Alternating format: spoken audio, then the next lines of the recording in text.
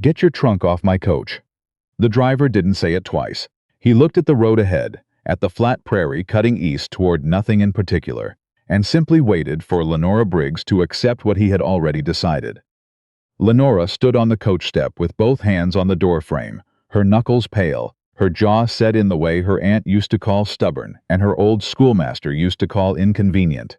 She was 27 years old, 4 days out of Toronto, and she had exactly $14.60, a letter of appointment from a Mr. and Mrs. Eldon Copperfield of Stone Ridge Crossing, and 2 trunks. That was the problem, according to the driver. A man named Pickett, with sun-reddened forearms, and no apparent interest in being corrected about anything. "Your ticket covers 1 piece of luggage," Pickett said. "Station agent in Drum Creek wrote it that way. You got 2 trunks, that's freight. Freight cost money." "The station agent made an error," Lenora said. Her voice did not shake. She was proud of that. "I told him clearly, 2 trunks. He wrote 1. That is his mistake, not mine." "His mistake isn't my problem. They are personal luggage. Teaching materials for a schoolroom. If you would look at the original booking—" "I'd look at the road is what I'd look at." He pointed east. "Stone Ridge Crossing is 14 miles. Weather's fine. Roads are dry. If this story of stubbornness, unexpected kindness, and a woman building something entirely her own speaks to you, subscribe to Dusty Roads and drop a comment with the city you're watching from. I want to know how far this story travels. Now, back to Lenora." The other passengers had gone very quiet. A cattle merchant from Calgary who had told Lenora twice that a woman traveling the Northwest Territory alone was asking for difficulty.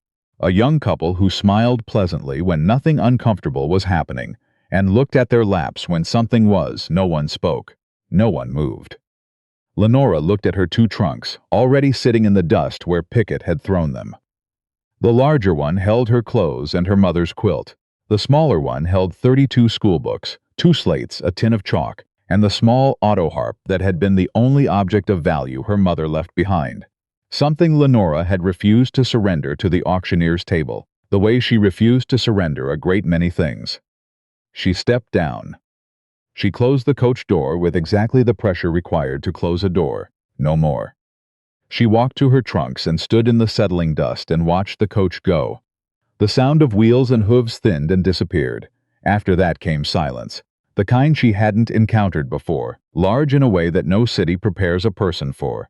Just wind moving through prairie grass, and the cry of something overhead she couldn't name, and the sound of her own breathing. She put down her travel bag. She sat on the larger trunk, and she did the thing her mother had taught her in the years before the illness. She made a list. What do I have right now in this exact moment? Not what is lost, not what is needed, what is here. 2 trunks, $14.60, a letter of appointment, a wool coat she would be grateful for once the sun went down, half a shortbread wrapped in cloth from the Drum Creek Hotel, a tin of matches, her mother's auto harp. What she did not have, a horse, a wagon, any knowledge of this particular 14 miles, water. She put water at the top of the list in her mind, got to her feet, and picked up both trunks.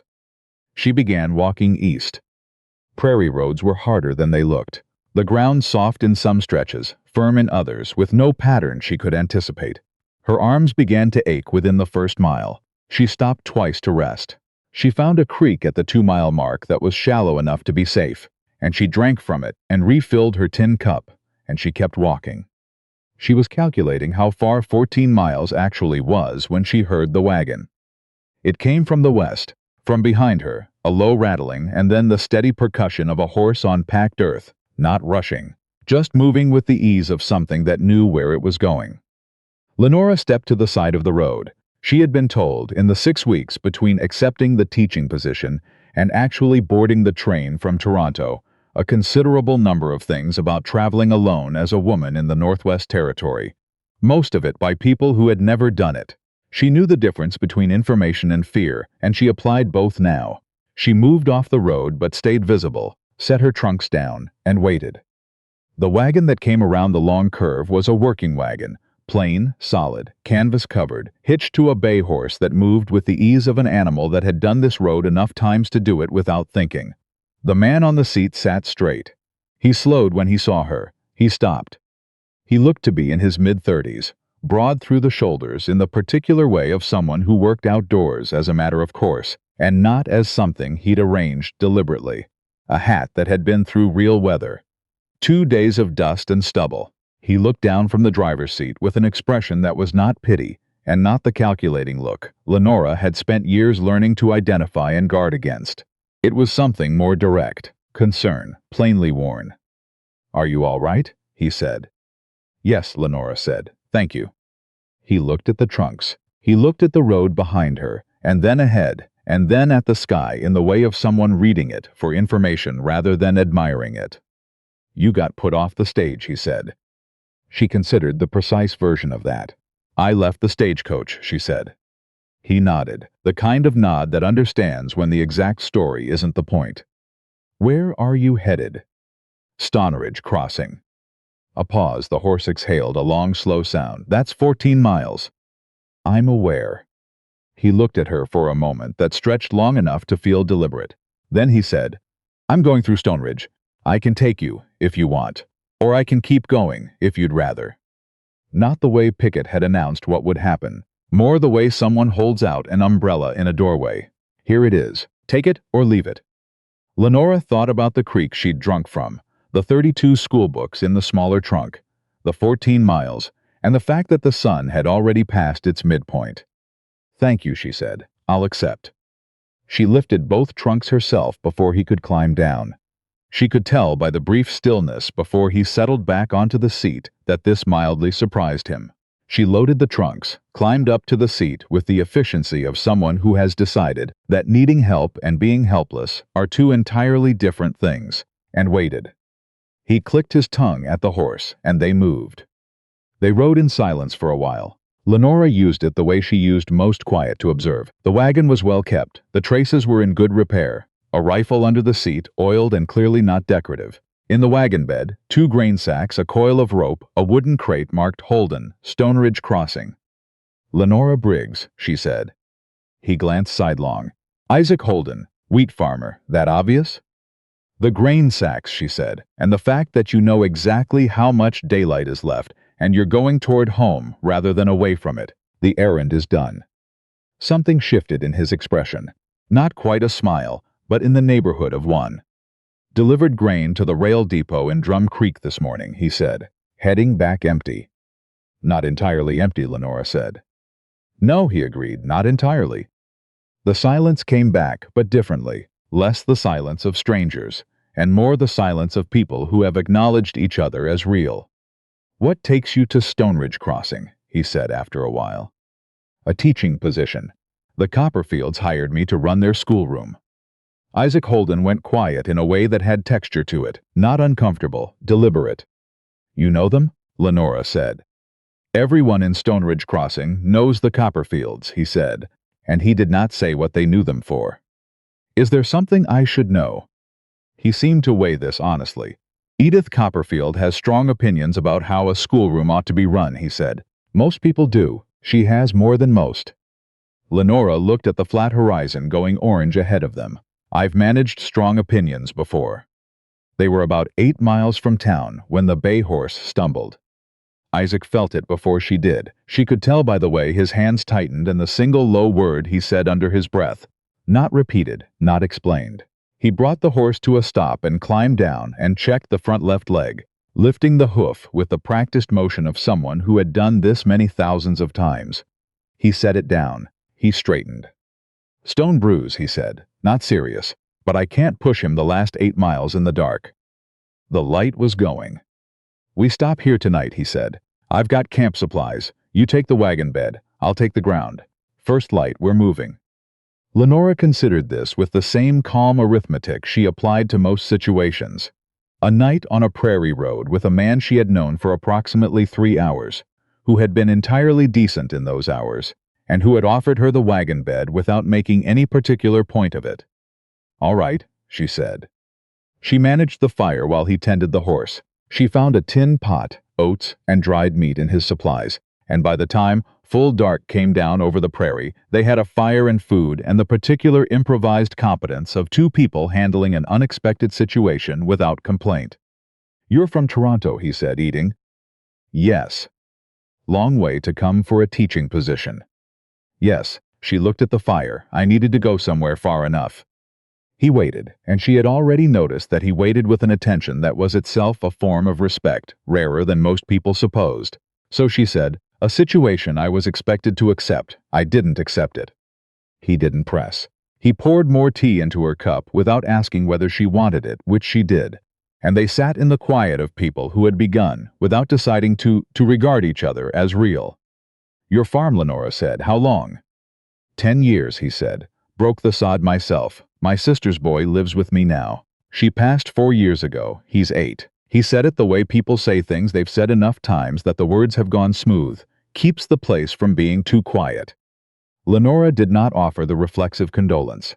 8 is a useful age, she said. Old enough to be genuinely helpful, young enough to still find things interesting.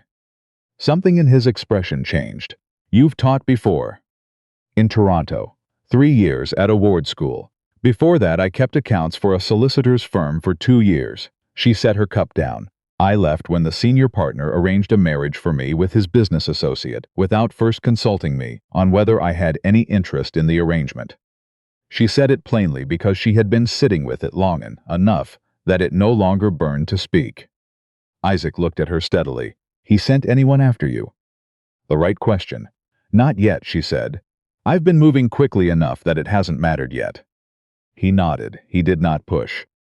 "My mother used to say," he said after a while, "that the way a man treats a person when there's nothing in it for him tells you everything you need to know about what kind of man he is." He looked at the fire. "I remembered that." Lenora looked at him. He said it simply, not performing it for her. "She raised you well," she said. "She raised me honest," he said, "which is close enough." Lenora lay in the wagon bed that night and looked at the stars through the gap in the canvas. More stars than the city had ever allowed her to see, and thought about the list she had made on the road. She had not put down the possibility of a man who would offer an umbrella in a doorway and ask nothing back for it. She turned that over for a long time before she slept. Stonebridge Crossing appeared the way prairie towns appeared, abruptly as though placed by hand. A main street, unpaved and direct. A general store, a hotel, a livery, a church at the north end. The schoolroom was there too, or rather what remained of it. A stone foundation. Chan timber. A notice tacked to a post. Schoolhouse fire, the 14th of September. Rebuilding to commence when materials arrived from Calgary. Lenora stood on the road with her trunks beside her and read the notice twice. "When did this happen?" she said. "About 6 weeks ago," Isaac said quietly.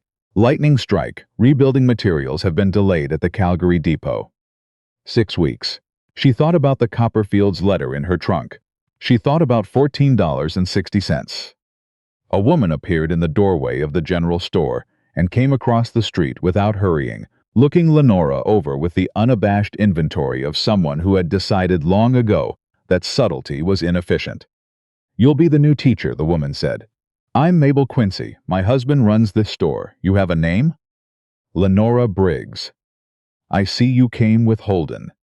"I arrived with Mr. Holden," Lenora said, "who has just informed me the schoolroom burned down 6 weeks ago." Mabel Quincy's expression did something complex. "Come inside," she said. "I'll put the kettle on." The Copperfields had left Stonebridge Crossing 3 weeks prior. Mr. Eldon Copperfield's business had failed. They had gone to Winnipeg to live with his family. The letter they had sent to Lenora's Toronto address had presumably arrived after she'd already gone. "The position," Lenora said carefully. "Gone with them," Mabel said, because she was a woman who regarded plain truth as a kindness. "The town council will take over the school once it's rebuilt. They'll need a teacher. But that's January at the earliest." Lenora set her cup down and looked at what she had. $14.60, 2 trunks, 32 school books, a tin of chalk and her mother's auto harp. "Is there work here in the meantime?" she said. "For someone with bookkeeping experience?" Mabel looked at her for a long moment. "You're not going back to Toronto." "I have no particular reason to go back." Something settled in Mabel Quincy's expression. Not approval exactly, but the specific recognition one competent woman extends to another. "My husband's accounts have been beyond what I have time for," Mabel said. 2 mornings a week, fair wage." She paused.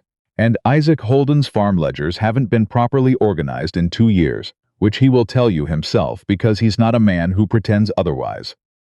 Isaac, who had come through the door, looked as though he had been expecting this and had decided to accept it without argument.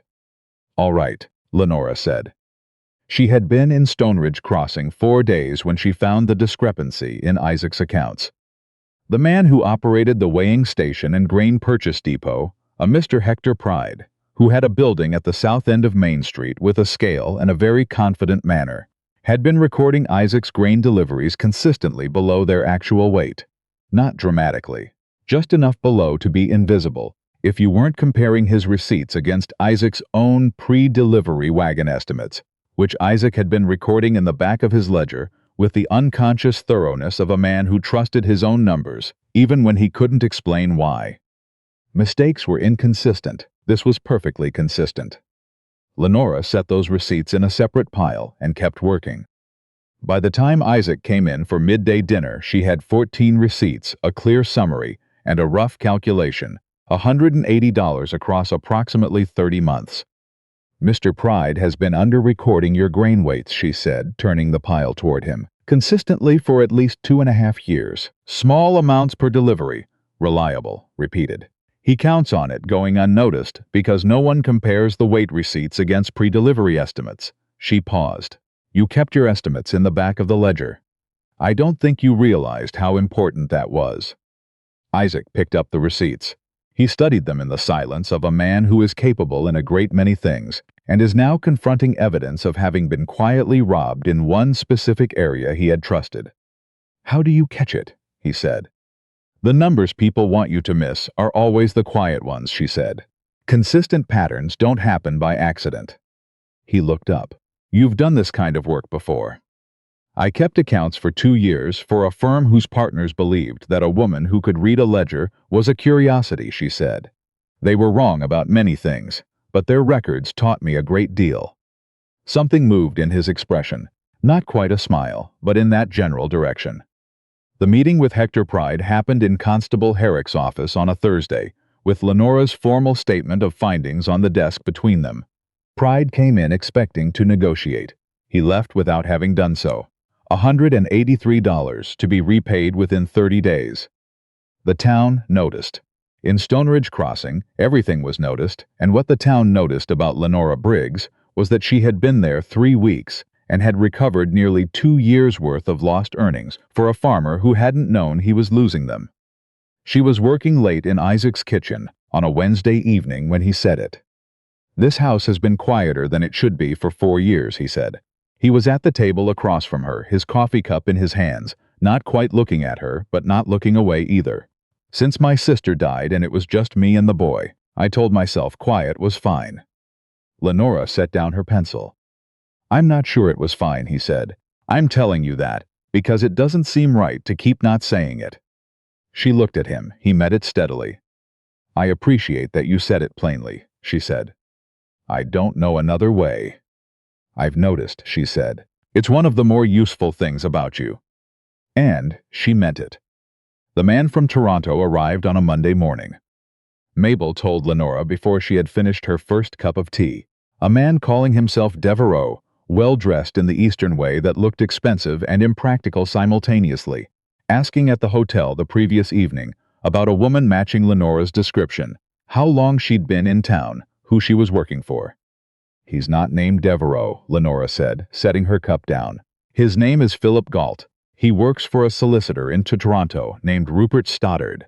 Stoddard is the partner who wanted to arrange my marriage. Galt finds people and persuades them to return to arrangements they've left."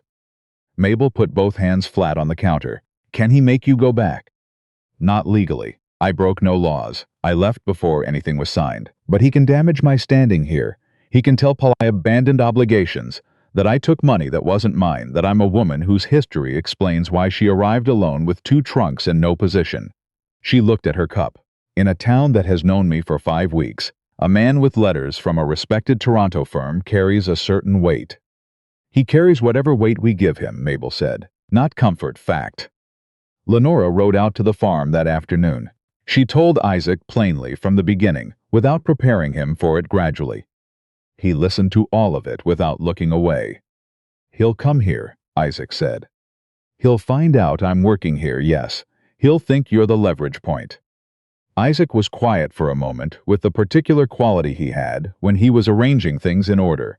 "Then let him come," he said. "Constable Herrick's been in Stone Ridge Crossing 12 years. He doesn't consider reputation threats a gray area. Everything Galt says to anyone in this town will reach Herrick by morning." He held her gaze. "You're not alone in this, Lenora." She had prepared herself for several possible responses. Practical suggestions, careful distance, the quiet discomfort of a person who prefers not to be drawn into someone else's past complications. She had not prepared herself for this. Simple, direct, without condition or qualification. It arrived somewhere behind her sternum, with a force disproportionate to the words. Philip Galt came to the farm on a Friday afternoon. Lenora heard his horse and was at the door before he knocked. He was about 50, well-dressed in the way of someone accustomed to giving instructions and having them followed, with the bearing of a man who had walked into difficult conversations many times and emerged from all of them carrying what he'd come for. "Miss Briggs," he said, smooth, rehearsed. "Mr. Galt," she said, "or are you using Devereaux today?" Something flickered in his expression. "A professional convenience," he said, "no deception intended." She showed him to the main room and sat across the table from him, with her hands folded, and waited. He made his case. Rupert Stoddard, he said, was prepared to be reasonable. Her father's position at the firm was not secure without her cooperation. There was the matter of the wages she had removed before leaving. There was the understanding that had been reached. "There was no understanding," Lenora said. "No agreement was signed. I was informed of a proposed arrangement the way one is informed of a change in office hours, and I determined that my consent had not been considered a necessary element. The wages I took were owed to me in arrears, and I have records of those arrears." She met his eyes without looking away. "If Mr. Stoddard has a legal instrument compelling my return, I would like to see it. If he does not, we are finished here." Galt's smile changed shape. "I don't need a legal instrument," he said. "I simply need to have certain conversations with your employer and this community about a woman who abandoned her family's obligations and—" The door opened. Isaac came in from the field, closed the door behind him, and stood at the edge of the room looking at Galt with the unhurried attention of a man who is in no particular hurry about anything. "You're Galt," he said. He crossed to the table. He did not sit. "I'll tell you what Stone Ridge Crossing is like," he said. "Constable Herrick doesn't take well to people coming into his town to threaten residents with reputation damage. He considers it harassment. It's not something he views as a gray area." He looked at Galt without heat but without any give in it at all. "You go back to Toronto and you tell Stoddard that Miss Briggs isn't available. If he has a lawful claim against her father, that is a matter between him and her father. If you come back here, you'll meet Herrick before you meet anyone else. Are we clear?" The silence that followed was the specific silence of a strategy becoming untenable. Philip Galt stood. He adjusted his coat. He looked at Lenora with the flat, assessing expression of a man filing information away. "This isn't finished," he said. "For your sake," Lenora said, "I hope it is." He left. She sat in the chair afterward and felt the particular release of sustained tension. Not dramatic, not collapsing, just the quiet unclench of muscles that had been braced longer than she'd realized. Isaac sat down across from her. "Are you all right?" "Yes," she said. "And then that was the conversation I've been carrying since I left Toronto. I didn't know if I could hold it." "You held it before I came through the door." "I know, but it helped to have someone there." She looked at him. "Thank you." "You don't have to." "I know I don't have to," she said. "I'm choosing to." He looked at her for a moment. Philip Galt left Stone Ridge Crossing on the Tuesday stage. Constable Herrick filed a record. 2 weeks later, a letter arrived from Lenora's brother in Toronto, 24 years old, a clerk in an accounting firm, and, as it turned out, paying far more attention to the situation than she had known. He had written 5 pages, the handwriting leaning further right with each page the way handwriting does when urgency gets ahead of penmanship. Their father had provided a formal statement confirming that no agreement had been signed, that he had been in the room at every relevant meeting, that he had watched Lenora specifically decline to sign, and that any document claiming otherwise was not accurate. The statement was with a solicitor. Rupert Stoddard had been informed. Lenora read the letter in the back room of Mabel's store where she kept her working table, and she sat with it for a full 10 minutes without moving. Her father had also sent a separate page, careful, brief, that said, among other things, that he knew what he had done and what it had cost her, and that he was not writing to ask for forgiveness but to tell her the truth, because telling her the truth now was the only correction available to him. She folded both letters. She put them in her coat pocket. She went to find Isaac. He was at the fence line on the west pasture, and he came toward her when he saw her walking, reading her pace the way he read most things, with his whole attention, without rush. "A letter came," she said, "from my brother and my father." She told him what they said. He listened without looking away. When she finished, he said, "How does it feel?" "Not what does this mean? Not what will you do now? How does it feel?" "Like something I've been carrying for a very long time," she said, "changed its weight." He nodded. She could see that he understood what she meant by the distinction. Not gone, not put down, changed. "It won't bring Stoddard back," she said. "He's done the arithmetic. The cost outweighs what he'd recover." "Good," Isaac said. She looked at him, at the face she had been reading for 2 months now, the way she read ledgers, patiently, until the patterns became clear. She knew what his silences held and what his plain statements cost him, and what he meant when he said the house isn't quiet the same way and did not elaborate. "Isaac," she said. "Yes. I came here with 2 trunks and $14 and a position that no longer existed," she said. "And I built something. Mabel's accountants, your ledgers. What I found about pride. What I'll do when the schoolroom is rebuilt. That's mine. Whatever comes next, that stays mine." "Yes," he said, without qualification. "I don't need a farm," she said. "I don't need a man's name to give me standing in this town. I did that myself. You watched me do it." "I did," he said. "Then you understand that what I feel about you has nothing to do with what I need from you." She met his eyes steadily. "I don't need you. I choose you. And that difference matters more to me than anything else." The west pasture was very quiet. The bay horse moved somewhere at the far end of the field. Isaac crossed the 3 feet between them and took both her hands in his, and looked at her in the way he looked at things that mattered, without performance, without demanding a particular response. And then he said, "The school will be rebuilt by January." "I know. They'll need a teacher." "I know that too. And my accounts are in better shape than they've been in 3 years. You did that." He held her gaze. "So I want to ask you whether you'd be willing to keep doing both. The accounts, the teaching, the kitchen table at the end of the day.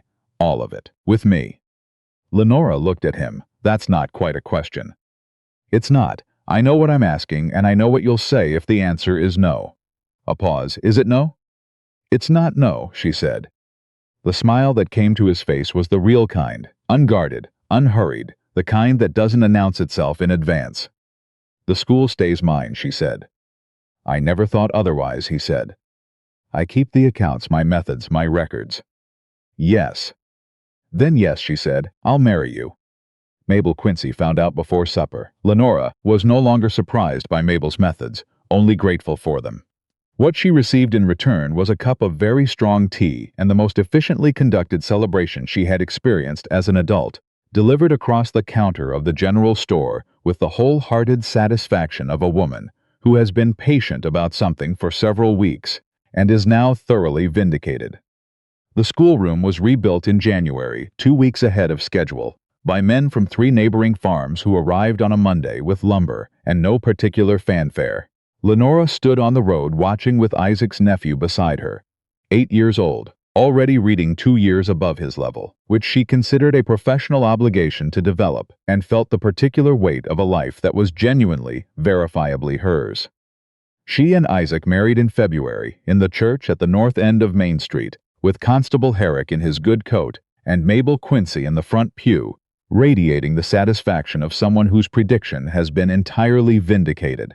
The boy sat between them and behaved perfectly until the vows were finished, at which point he turned to Mabel and announced in a clear, carrying voice that he was hungry. Lenora laughed. The real kind, the kind that doesn't ask permission first. On a morning in March, Lenora unlocked the schoolroom for the first time as its teacher. 32 schoolbooks on the shelf, 2 slates, a tin of chalk. Her mother's auto harp in the corner, which she would teach 3 children to play before April. Because music was part of education regardless of what the curriculum said, and she had never once found a good reason to leave out the things that mattered. She stood in the doorway for a moment before going in. The road she had walked that August afternoon was 10 miles behind her, and a long way further than that in every way that counted. She had sat in the dust beside 2 trunks and made a list of what she had right now, in this exact moment. She had made that list because her mother had taught her that knowing what you have, clearly and without pretending, is the beginning of knowing what to do next. The list was considerably longer now. She stepped inside, pulled the door shut behind her against the February cold, and went to work.